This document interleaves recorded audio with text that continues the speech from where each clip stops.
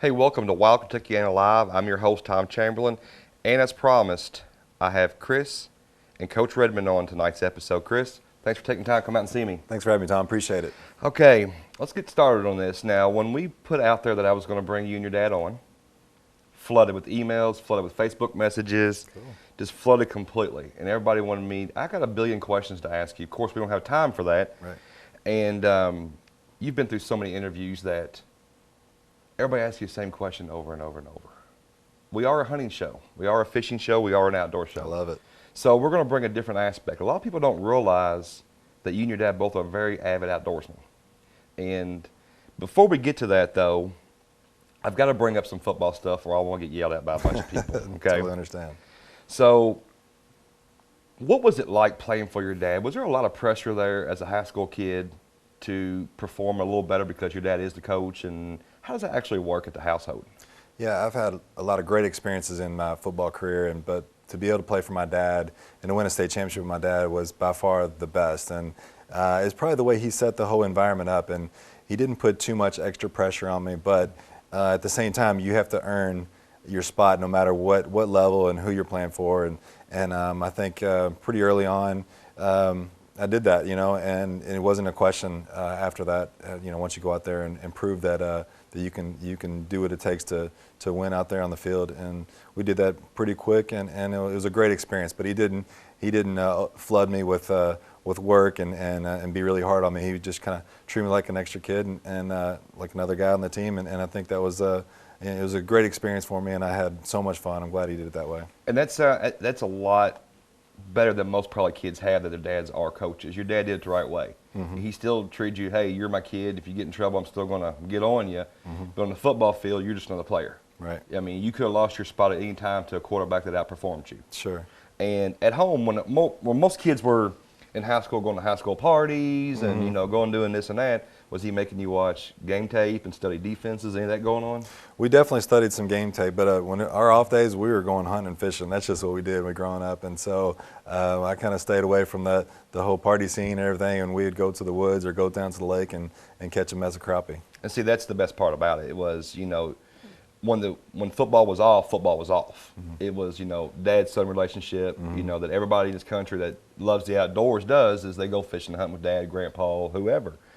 Now, you got tons of accolades with the University of Louisville, with your high school career, Super Bowl champion, Baltimore Ravens. You've had some stints everywhere. What most people don't know is how your recruiting turned out. Mm-hmm. I myself wasn't very familiar with it, so I did some research to see, was Louisville your first choice? And it was your first choice. Mm-hmm. Coaching change come up, so you decommitted from Louisville, and then you looked at Illinois. Is that correct? Mm-hmm. And then you also visited Tennessee, Auburn, and Miami. Now, how did that recruiting go there? It was an interesting time in my life. I pretty much got recruited by every school in the country. I was the National Player of the Year in high school, so I had a lot of attention. But at the same time, I wanted to play for Louisville. My dad and my grandfather both played there. I wanted to be the third generation to play football here at Louisville. And when Coach Snellenberger left, who I always envisioned myself playing for, when he left, it was tough for me because my number two was the University of Illinois. It was because of Greg Landry, and I had a relationship there from previous 7-on-7 passing championships that I did in high school, and I just felt really comfortable there. So that was my number two choice, and I didn't want to go to Tennessee to follow Peyton. I thought that'd be tough. They ended up winning a national championship right then. Right. So, but at the end of the day, my second choice was Illinois. They fired Greg Leonard the day after I signed. We actually got all 5 years of my eligibility left in college. Got that back, which was kind of historic. And yes. And I thank my dad for that as well, because he really helped me do that. Yeah. And so then I kind of was like, I'm going to stick here in Louisville and see what we can do. And it was kind of tough sledding at first, but we turned out to be a pretty competitive ball club, and I think we got people excited about football in the state of Kentucky rather than just basketball. Yeah, you're right, because Howard started this legacy. He really did. We have the complex named after him, and he Sure. was a focal point for our football program here. As a diehard Louisville fan, it means a lot what Howard did and set the footwork and ground for what was the future to come. Now, you had a rough start with Coach Cooper. But everybody had a rough start with Coach Cooper. The fans were aggravated and this and that, but we all got through it. And then John L. came in. John L. is like one of my idols. I love John L. You were very, very successful under him.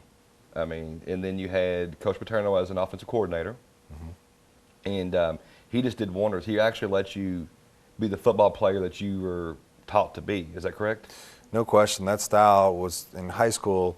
We were in the shotgun a lot. I actually had to talk my dad into getting into the shotgun, but we got in the shotgun, and that's just where I felt comfortable. Then when Coach Petrino came, and we had that where you're in the shotgun on first down rather than just in third downs, I think that was vital for my career to be the best I could be. And so when we did that, and getting the ball out quick and doing the things that he liked to do in his style of offense, it just fit me to a T. So I owe a lot of my success to Coach Petrino, him coming in, and I only have him for 1 year. It was my junior. He was the coordinator, and then we were the top offense in the country that year. So I would have loved to have 4 years with him, but I'll take the time I can give him. By far, my fundamentals, and I tell people when I walked to the line of scrimmage, I was as confident as I ever felt going up against any defense. What was the transition like from college to the pro?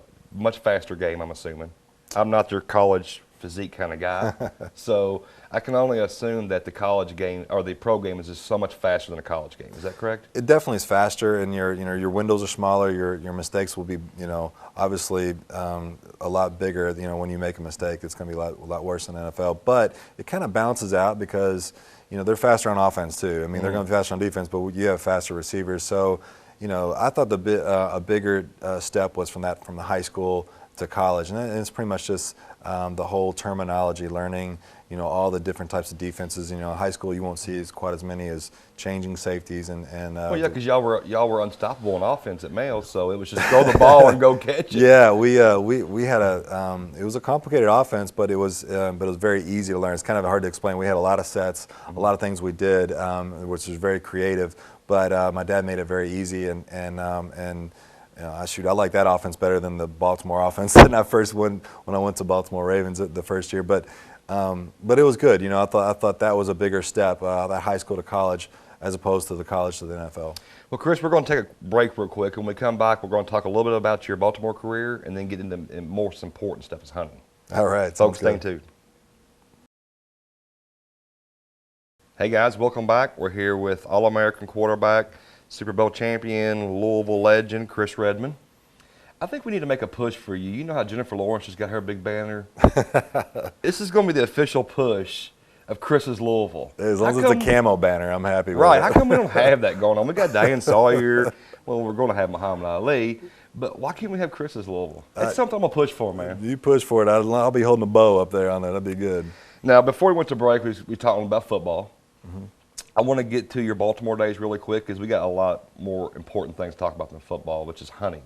That's right. Now, when you got drafted Baltimore, you were with Ray Lewis and all those guys. How was that, just being around those guys as a pro? When you first get there, it's intimidating. My first pass was to Shannon Sharp, and like as a Baltimore Raven, so that was pretty cool, But then once you get around them, you just see that, hey, man, these guys worked the same way as you did to get to that level, and so that was a great experience for me to learn from these guys too. And they've been professionals for a lot longer than I was, and so I kind of learned how to be a professional from those guys. So Ray Lewis is one of the hardest working guys I've ever been around. He works like a quarterback on the defense side of the ball. So it was neat to be around those type of people and learn from them. Did they teach you a different work ethic that you'd ever learned in your life before? Yeah, more routine than anything. You work hard in college obviously, and you get in great shape and everything. But once you get to the professional levels, you're on your own. You kind of have to. If you don't work hard on your own, then you're not going to last real long. And so I learned a good routine when I got to Baltimore and was able to figure out, because everybody's a little bit different, and how you would manage your time. And so that's probably what I learned from them the most. I can remember. I guess it was your first big breakout game, 2002, Sunday Night Football on ESPN. Yeah. You're in there, 19 for 30, 208 yards, 2 touchdowns, no interceptions. That was your first really big break in the NFL, right? Well, the week before we played Monday night, and I had a couple touchdown passes on Monday night, which was really cool. And then the following week we followed it up, which was cooler to me because it was Sunday Night Football, but it was Cleveland. It was Cleveland against Couch, right? And we had kind of a rivalry going, anyways. Yes. And so to get them on Sunday night was a lot of fun. So we had it going in the right direction.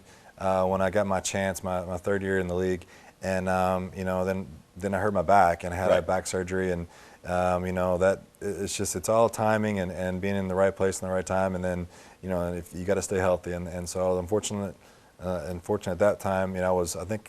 I think I was second in the league in touchdown to interception ratio, and so I was like, I had some, but I never had that breakout game.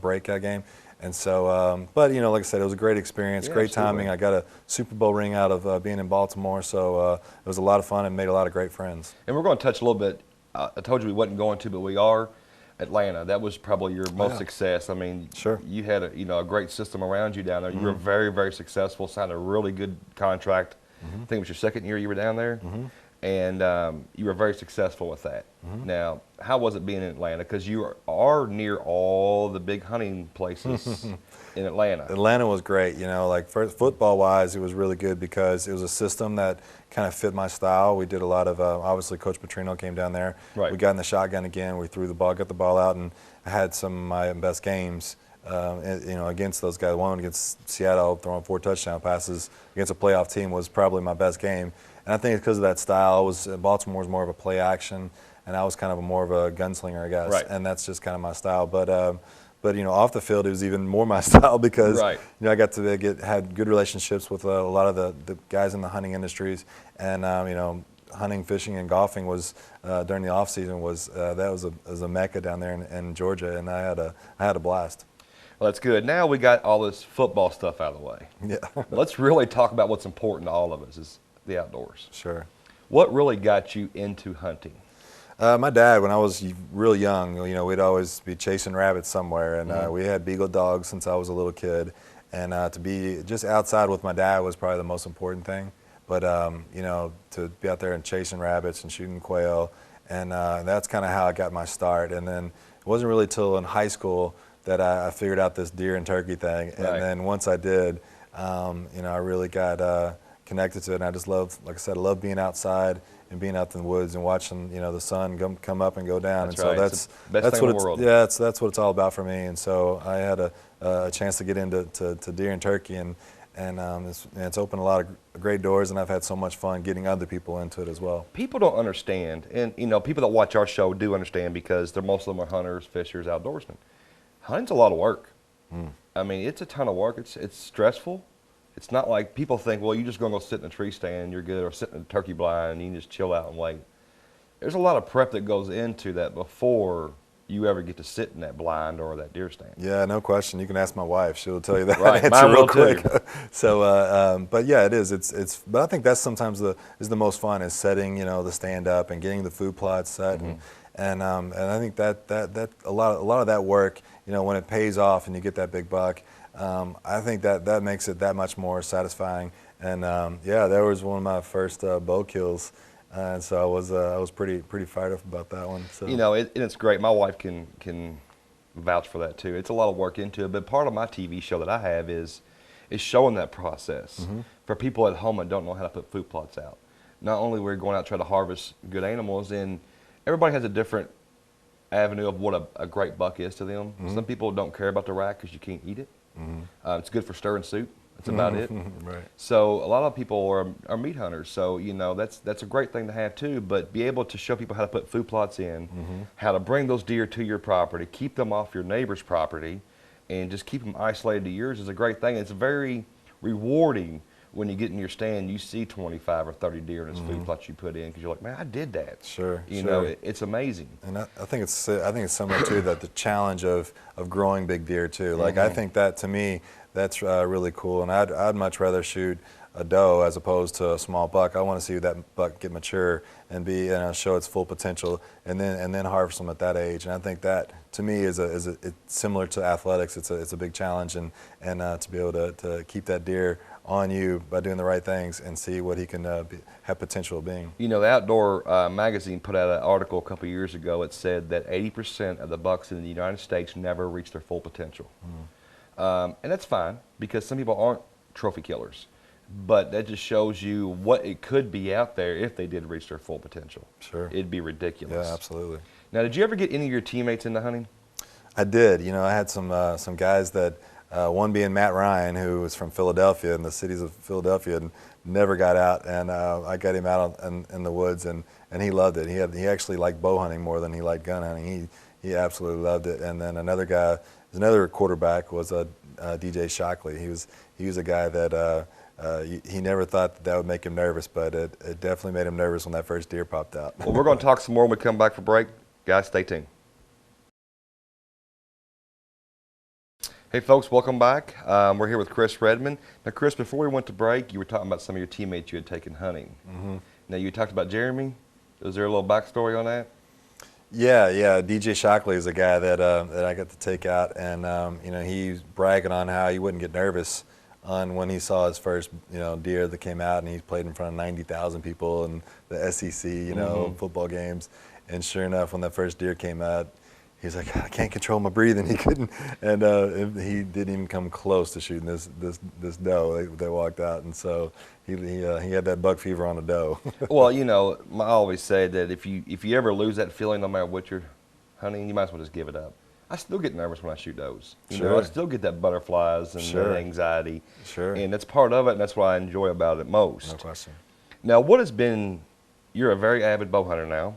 What's been your favorite hunt, gun or bow, to date?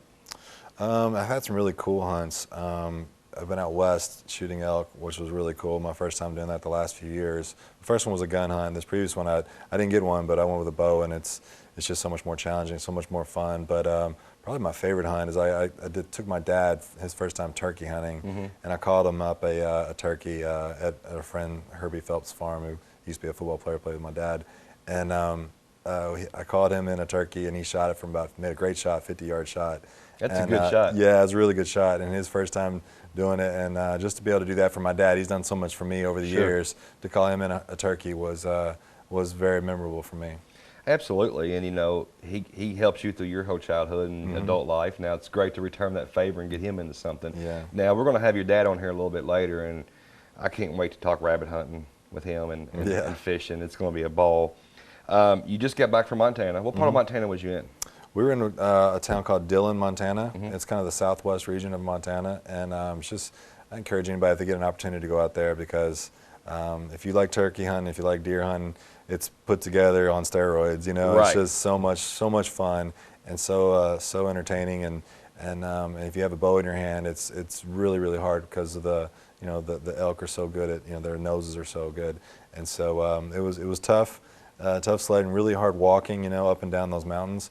But it was fun. It was a blast, and coming away there with nothing is still a lot. It's a blast. It's still worth going. Sure. Now it is tough walking. Are you still in football shape? Not quite football shape, but but you almost need to be to go out west. Yeah, but I did. I tried to get back in shape when I was going out there, and I did a lot of cardio for when you have to. It's a different altitude. It's very thin air. When you were playing, you were going to all these great states and playing in all these wonderful hunting cities. Did you ever get the urge just to miss that plane and be like, man, I'm going to have my bow shipped up here? Oh, man. Everybody was wondering when we were in Green Bay, and I'm just looking out the window like every, thicket and everything that we're driving by, and, they're like, what are you looking at? I'm like, I'm looking for deer. And that's just, I would love to do it, but if you don't get on that plane, they're going to leave you. So, unfortunately, in football, business side of it, you go up there, you get your job done, and then you come home, and so there's not a lot of time to take in the hunting. And unfortunately, football is right at the prime hunting time here in Kentucky. Right. And Indiana just started up October 1st, so when you were up there practicing and playing, all your buddies that you hunt with were out in the woods. Yeah, no question. They're sending me pictures and crushing me, man. I'm just like looking forward to those retired years. Well, here they are, and now I get a chance to in the fall to go out there and get a little hunting in during this time of year, and not be it's a little less stressful than the football years. Absolutely, and a lot safer. Sure, well, sometimes. Yeah, sometimes, depending on who you're hunting with. That's right. Just don't go to Bobby Knight. That's right. Now, every hunter has a bucket list. What is your bucket list? What do you want to accomplish before you're done hunting? What animal? Is it African animal? Is it big game? What is it that really burns you up that you want to get done? Yeah, right now it's probably a brown bear hunt in Alaska. It's something that I really want to do, and I have some friends that live up there and said you got to do it. So I'm really looking forward to do that one day, and I'd like to go to Africa maybe to shoot a kudu. I think a kudu is really be something really cool. But to shoot an elk with a bow is something that I strive to do too. I'm going to keep doing that until I get one, because that is the ultimate for me, is to get one of those big 300 class elks with a bow, for sure. See, famous Chris Redman has the same goals that all of our hunters have. Mine's caribou. I want to bow hunt a caribou. Oh, cool. Yeah. I'm sure at some point I'll get that opportunity to do that, but that's my bucket list. I really want to get the caribou. That's cool. I've seen some guys do it, and it's ridiculous when they're in migration pattern. You got 100, so many of them. 100 of them coming through it looks really at fun. 30 mile an hour. And so, what kind of equipment do you use? What do you feel comfortable with in your bow, and what's your equipment? Well, I shoot a couple of different bows right now, and I don't shoot competitively like you did, but I like to shoot when I can. I try to get my kids out to shoot as well. So whatever I get my hands on, if it's got a string on, I want to shoot it. So I've kind of haven't really got one bow that I love yet. I'm just trying a bunch of different ones out. I've Hoyt, actually a Winchester bow that I've been shooting. Winchester makes a really good bow. Yeah, they do. And so that's what I was using out in Montana, and it was a lot of fun. So but like I said, I love to just be out there shooting something, and I'm really liking this bow thing. It is. Bow is a lot more challenging than gun. Do you do any crossbow hunting? No, I haven't done any crossbow. I have a crossbow. My dad, he uses, and he has some shoulder issues or whatever, and it kind of gets him out in the woods a little bit more too with the crossbow. So, but those things are awesome. They're so deadly, and oh my goodness, being at a long distance away. So, yeah, I think it's been good to get a lot of different people in the woods at different times, and I think it's good for the sport. It's wonderful, and you have some young kids, and you had talked to me off camera about your young son getting ready to getting the urge to get out there and hunt. That's wonderful. When my son started getting the urge, I couldn't wait to take him. And for a long time there, it was strictly all about going hunting with dad. Now he's found girls. So he's really put me on the back seat as far as hunting, because things are more important than me right now, which you'll find that out. But we leave Wednesday for a bear hunt. Me and my dad and my son, we're going up to Crystal, Maine, which is very close in Nova Scotia. Awesome. And it's the first time I've ever been on a bear hunt up there, and able to take my dad that brought me into the outdoors, that taught me everything I know, and to bring my son along with me. 3 generations up there, if God willing, we'll all harvest 3 nice bears, and I'll have them in the restaurant in about 6 months. That'd be cool. But Chris, I really want to thank you for coming on our show. After we come back from break, we're going to bring your dad on and talk about hunting with him. And also, he's got a little campaign he's running, so we're going to help him try to focus on that and get some more people to the polls for him. But I look forward to hunting with you this year, and you're going to see it. I'm sure you'll be on our show with us this year. Yeah. And I can't wait, Chris. Looking forward to it. Thanks, Tom. It's a pleasure, man. Thanks a lot. Nice to meet you. Thank you. Guys, stay tuned. We'll have Coach Bob Redman when we come back. Hey, guys. Welcome back to Wild Kentuckiana Live. My next guest is the legendary Coach Bob Redman. Coach, thanks for coming on tonight. Tom, I really appreciate you having me. It's a real thrill to get a chance to do this. Well, I tell you what, we just had Chris here just a minute ago, so I'm going to ask you kind of the same question I asked Chris. The question I asked him was there any more due pressure playing for your dad than any other kid out there? So was there any more pressure coaching your son? Well, the real pressure is having to follow him on this show. That's a tough spot. That is a tough spot. But to answer your question, yes and no. There was a little pressure. I was always really concerned about Chris having to play for his dad. I know at one point it looked like I was going to play for my father at Durrett High School. He was the coach, and I was scheduled to go to Durrett at that time. And I wasn't sure if I liked that or didn't like that. I didn't know how. I was a little uneasy about it, and I love my father. But I was a little uneasy about that, and I never wanted Chris to feel that pressure or feel like that there was any undue strain on him to play.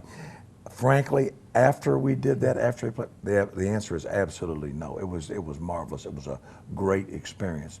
The only pressure that I think I ever felt was that I had my entire family Right. My wife was a cheerleading sponsor. My daughter was a cheerleader. Chris was a quarterback. That means you had to perform your job every Friday night Right. with your kids and wife right there on top. That's probably the most pressure I've ever felt in my life. But the experience was magnificent. I wouldn't trade it for anything in the world. And it's wonderful that a whole family can do something like that and enjoy it. I had reached out to some former players of yours and wanted to get a little. I didn't know you on a personal level. I knew who you were, so I wanted to get some feedback on who Coach Redman was in his heyday. Well, I can tell you that everybody had this consensus of the same. You were a father figure to them. You were a mentor to them. Everybody said you treated them fairly. You were always there for them, supported them on their, if they were having girlfriend problems or if they were having parent problems or if they were having school problems, because you were also a teacher, so you were there helping these kids throughout the whole process of their 4 years over there.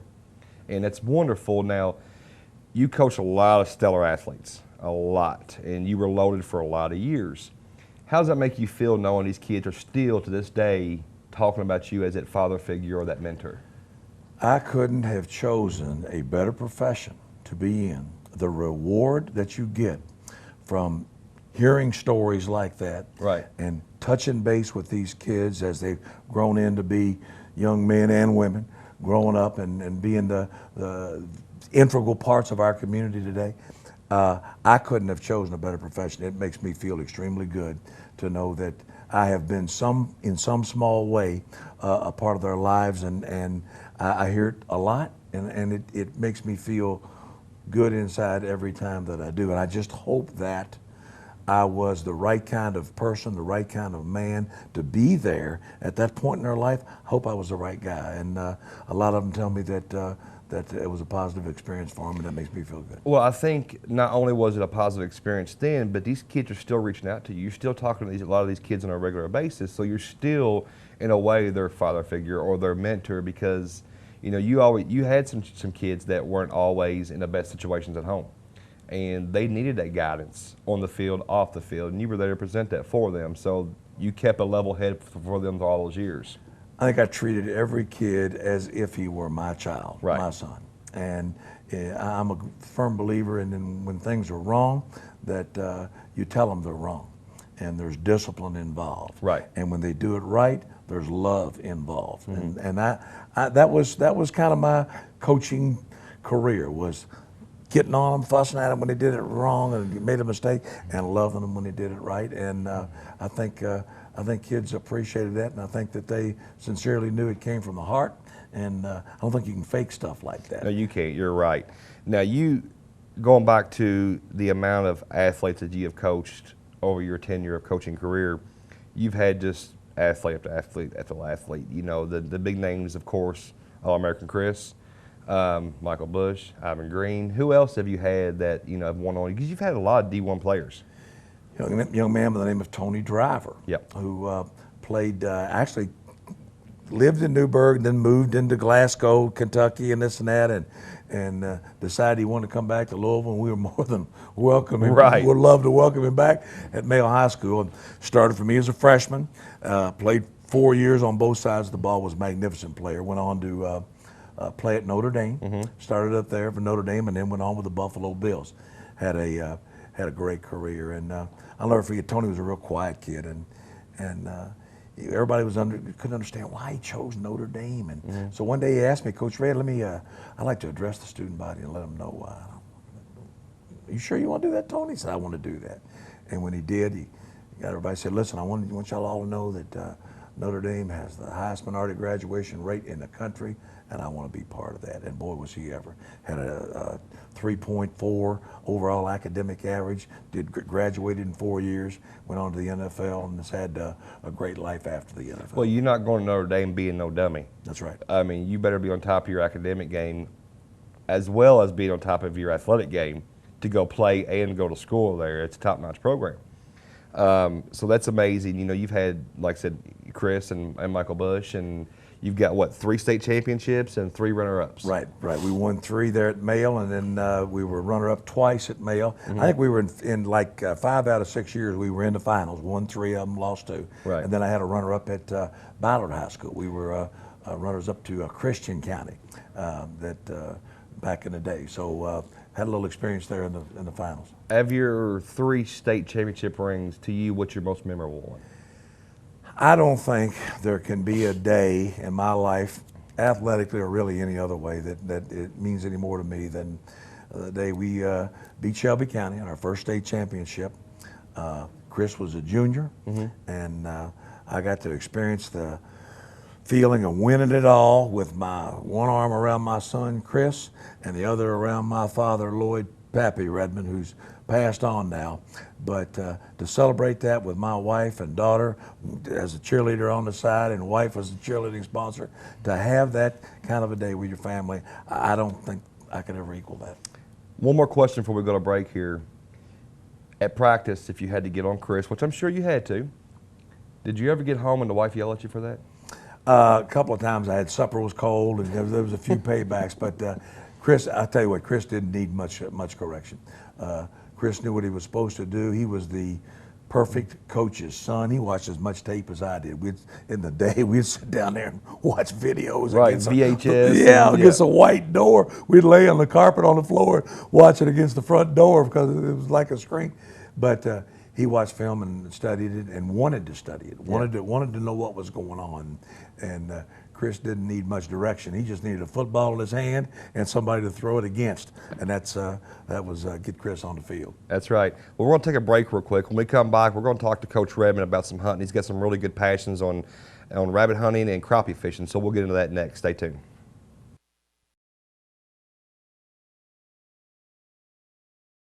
Welcome back. We're here with Coach Redman. Now, Coach, I understand you're pretty passionate about rabbit hunting. Love it. And I've had beagle hounds, I think, since I was 9 years old. I've had them almost my entire life and raised them and bred them for puppies and hunted them. I love to watch beagles work. I love it. They're a fascinating dog. There's nothing better to hear that first dog sound off and the rest of them go running to them. It's just an amazing sound, amazing sight. Those dogs are very, very intelligent. They are, and each one is unique. Yep, their own personalities. Every one of them. Every one of them is different, and that to me has kind of been the whole deal, is to try to get the perfect pack of hunting dogs. That's one of the most difficult things that you'll ever do. First of all, to find a jump dog. If you can find a striker or a jump dog that'll flat get in the bushes and get them going, to have a great jump dog, I'm telling you, is 1 in a million. That's a hard one to find. And then to have that brush pile dog, the one that'll stay in a brush pile until you just absolutely make him get out of there. I've had a couple of them that were unbelievable, that would go back time and time again. When you already killed 2 or 3 rabbits out of a pile, they'd go back in there again, and here'd come another one out. To have a brush pile dog that'll work brush piles. Now I'm talking about all together. Then to have that trail dog, you know, that is so important when they lose them, to have that dog that'll always be a little more cautious than the others. Is to kind of lay back and, you know, be able to pick up the track when they lose it, and get them on the thing again, and then 2 that'll drive them. I mean, 2 that'll flat push them. When you can get all those ingredients together, man, it is a treat to hunt with dogs. I just enjoy the show. I love watching them. Yeah, you know, I've worked with some dogs before and hunted with some dogs before that these dogs get in these thorn bushes and they are tore up from head to toe. They're bleeding everywhere. They've been cut, and at that point, they're the happiest they're ever going to be. That's right. That's their passion. That is. They want to hunt, and the best ones are the ones that you almost have to go get. I mean, physically go. I don't want that dog that'll just get kind of quit on his own and come too easy. I like that one. I've got to go down the bush and come on, man, it's time to go home. Right. And grab him and pull him out. That's when you know you got a real hunting dog. That's right. Now, your other passion is crappie fishing. Love it. And I have the same passion with that. Not only do we deer hunt, you know, and turkey hunt and every other kind of hunting on our TV show, we also do a crappie segment every year. And my favorite is Kentucky Lake. Now, I understand you go down to Barkley a lot. I have a place down there on Barkley, and have fished Barkley for a number of years. Fished Kentucky a little bit, but I know Barkley a lot better. And but I enjoy it. And I'll be honest with you, I used to be the bass guy and fished in the old, pardon the pun here, but the old Redman series. Fished with a guy named Herbie Phelps, who's an outstanding fisherman, still fishes tournaments. He and I played ball together at Louisville. It's a wonder we both didn't flunk out because we fished more than we went to class. But after a while, I got more interested in something I could catch and keep and eat. You can tell I like to eat. So I kind of migrated towards crappie fishing, and I absolutely love to catch crappie. In any way, any place, anytime. I love to fish. What for is your crappie. strategy? Every fisherman has their own strategies. Are you a minnow fisher? Do you jig? What do you do? I tell you what, I think I was a spider rigger. I'm not now, but I think I was a spider rigger before I ever heard the word or know all the tournament Right. boys do that now. But when Herbie and I used to fish together, I'd have an old boat, a glass tron that I'd sit in the front of and scull it with a paddle like that. And I'd have 11 poles around me that we were minnow fishing with, and I would throw a jig on top of that, and Herbie would have the same out of the back. We didn't know it was spider rigging, but that's exactly what we were doing. Oh yeah, when we're down Kentucky Lake, we see all these guys spider rigging, and then you see them get into a brush pile, and next thing you know, they got 14 poles in a big knot. That's true. They're all hung up and everything. And I'm like, I don't want no part of that. Well, we quickly migrated from the minnow fish. I very seldom do that anymore, and we used to catch a ton of fish doing it, and I loved it. In fact, Chris learned to count that way. I had put all those poles out there, and we numbered 1, 2, 3, 4, 5, 6, 7, 8. Okay, number 4, and he'd have to go 1, 2, 3, 4. Oh, good. Set that up. But I'm more into the pretty much jigs, deadfall, dropping them, Yep. or swimming them, or a combination of both. But I'm pretty much 100% jig fishing. I'm gonna tell you a little secret, and I hope nobody at home listening to this. We do what we call a jig bob. We put a bobber on one end of it, and you have your bobber, you hook at both ends, only hook the top. We use a jig, and we use a glow-in-the-dark tail, a 2-inch glow-in-the-dark tail, and you tip it with Berkeley's crappie bait. It smells awful. It smells awful. And any kind of water, murky, clear, doesn't matter. That glow tube just shines. And you're down there late March, early April when it's the big spawn season, the big blacks are coming in, the whites are coming in, and you throw it on that bank and you're in 1.5 feet of water and it's just hooking one after another. It doesn't get any better than that. No, it doesn't. And to sit there and catch a mess, and I mean a limit or two when you got 2 or 3 people in the boat, you catch a limit of crappie, pound, pound and a half, 2 pounds once in a while. I'm still searching for that 3-pounder. I can't tell you how many crappie I've caught in my life. All my friends have had a 3 and 3.4 and 3.6. I've never caught a 3-pound crappie. I want to get in that 3-pound club before I move on. I caught one 3 years ago. It was an ounce shy of being 3. And it was unbelievable. It was a monster. And what I enjoy about crappie fishing is you get a variety, because especially if you're fishing the banks around spawn time, you're going to catch perch, catfish, a largemouth, smallmouth, and there's no better fight than a smallmouth. You're using a 4-pound test line or 6-pound test line, you get a 3 or 4 pound smallmouth. That's a fight there. I had a 5.6 that I had mounted from down there, caught on a crappie jig, Yep. 6-pound test line. And you're right, that is a thrill. Yes. And the smallmouth at Barkley have come on like crazy. Oh, yeah, I know. I mean, I think that's kind of the guys that fish it a lot know it, but I'm telling you, in the springtime now, we're catching numbers. I mean, a lot of nice 1.5 pound, 2 pound, 3 pound smallmouth just casting crappie. And I've got Fish and Wildlife on next week's episode. I have the head fishery guy, and that's one of the questions I'm going to bring up to him is why is the growth at Barclays and the smallmouth just exploding? It's really taken off, and I mean, I've been there for the last 30 years, and I have seen that go from nothing to you can catch a bunch of smallmouth. And I tell you, I think it's an asset to where our Fish and Wildlife really does a great job in the fisheries department.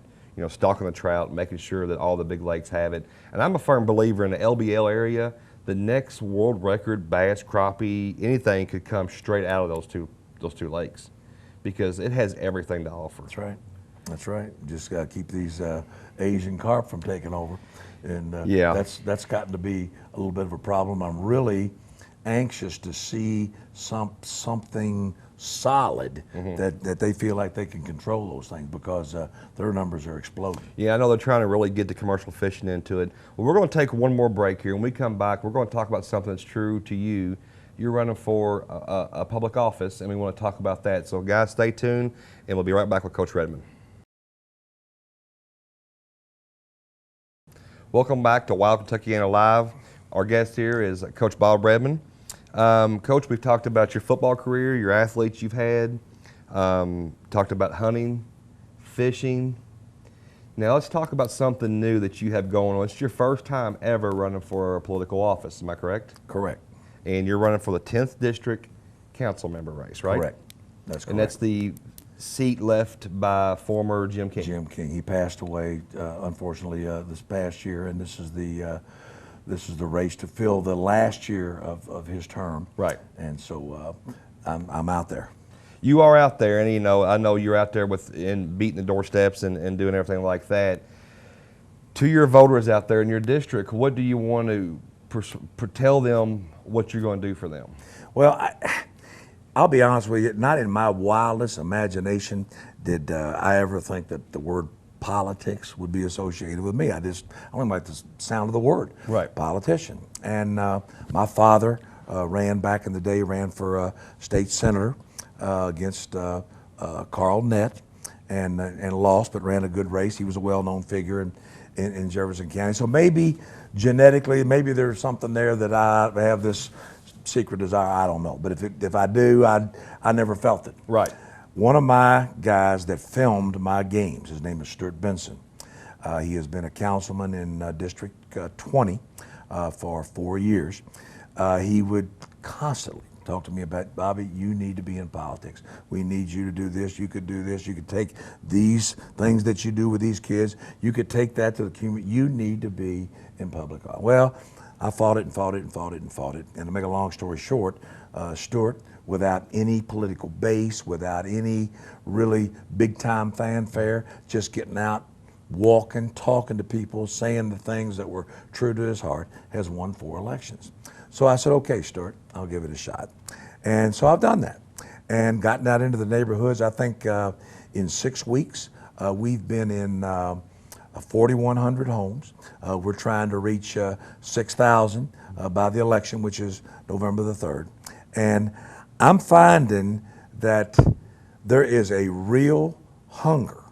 And if nothing else, and I've kind of been the politician. I'm trying to be out there for everybody. But there is a real hunger for the people I talk to about having some honesty, some genuineness, right, some accountability. Mm-hmm. People want somebody that they can trust and count on when they need government for whatever. And I hope that nobody needs government any way, shape, or form. I hope that we can all survive on our own skills. But when we need help, right, when we need that government help, you have to have a person there that can direct you and get you where you need to be. I want to be that guy. And I tell the folks as I walk from time to time, they ask me, well, what can you do in my district? Or what can you do for us? And my question back to them is always, what is it that you need right. me to do? I want you to be able to tell me in your neighborhood the things that are important to you, that need to be fixed, that need to be addressed. And I'm telling you, all you have to do is ask. And we have found problem after problem after problem. And I'll be honest with you, we've addressed some as we've walked through the neighborhoods. We simply call Steve Magre, who is the interim guy right now that's filling. Yep. And Steve wanted me to do that. Hey, let me know where the problems are, and we'd like to address them as we go. And we've done that. We're trying to fill the role of when you need government to be the person that you call to help you get where you need to get. I've been absolutely amazed at the number of former players, mm-hmm. Parents, people that just followed football. We learned real quick. Politics is a lot like coaching. Man, you can learn to adjust real quick. It took me about 3 houses to know that, hey, hi, I'm Bob Redman. I'm Redman. I coached him. Oh, Coach Redman. Mm-hmm. Took us about 3 seconds to figure that out. All of a sudden, everything we did from then on was coach. Right. And once you get that identity and that ability to stand on someone's front porch and to ask, what can I do in your neighborhood to make it better? They'll tell you. And I'm telling you, we have had a bunch of issues, safety issues in our parks and communities. There's a lot of problems with drugs and crime and things that need to be addressed. Everybody wants to live in a safe neighborhood. Flooding issues along Beargrass Creek and Mount Drip, major problems for some folks. So there are tons and tons and tons of ways to serve. And my selling point, I think, is simply that I'll be accountable. I've been accountable for 40 years here in Jefferson County to a bunch of kids at a bunch of parents in every setting that I've been in, and I would be that accountable person in government. You need me, I'm a cell phone call away. And I think people are hungry for that. And I think they want somebody on their side, and I tell them, and I'll tell you, that I've lived in my neighborhood 67 years in the same house. The only 4 years I wasn't in there, I was at Louisville in a dormitory when I played football. The rest of the time, I have lived in the same house. I like that neighborhood. Right. And I'm not going anywhere. And I want everybody else to like it as much as I do. And if I can be the person at this stage of my life, retired from football, if I can be the person that helps everyone to enjoy their neighborhood and their surroundings and their homes as much as I do, then that's my goal. That's what I'm trying to do.